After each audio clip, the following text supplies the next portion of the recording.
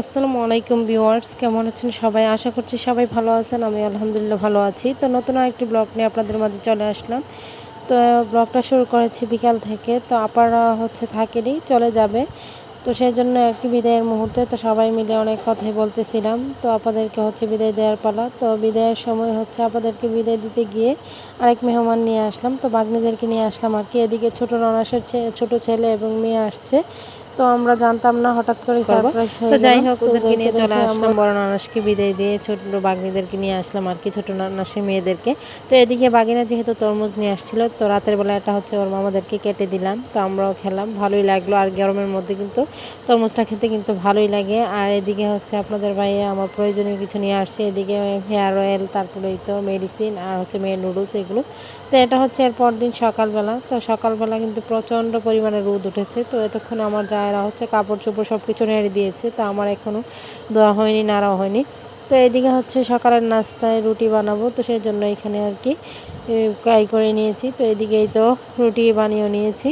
তো রুটি বানিয়ে সেঁকে নিতেছি, যেহেতু মেহমানও আছে, বাগনিও আছে। তো সেই জন্য আর কি। তো রুটি দিয়ে মহিষের মাংসের যে ঝোল আছে, তো এটা দিয়ে আর কি খাবো সবাই মিলে।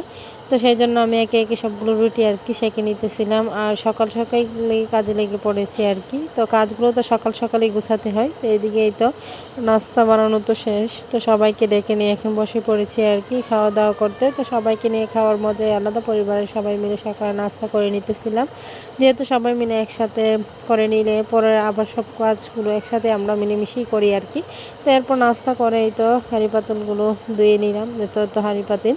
তো এরপর আমি কাপড় কাচতে চলে আসছি। তো এখানে আমার অনেকগুলো কাপড়, কি বলবো, আজ প্রত্যেক দিনই থাকে। তো এখানে যেহেতু বড় ননসের বাড়িতে গিয়েছিলাম, তাই আমার বোরকা, হিজাব, তারপর মেয়ের জামা, তো এরকম অনেক কিছু আর কি।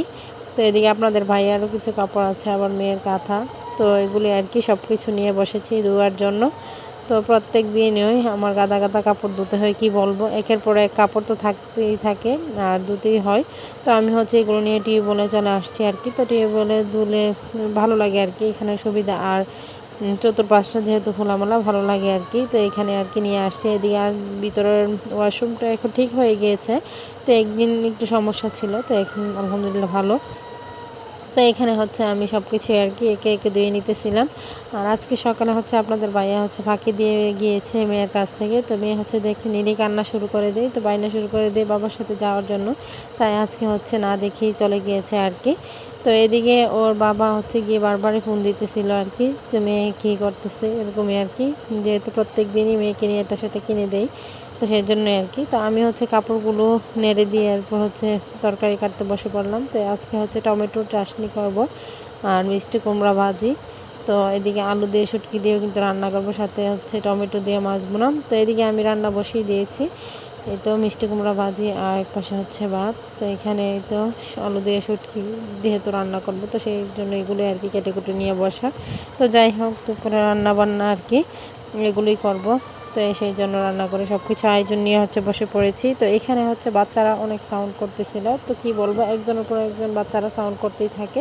তো এরপর আমি আমার বিছানাটা জেরে নিতেছিলাম। তো দুপুরে রান্নাবান্না শেষ করে বিছানাপত্র জেরে নিতেছি।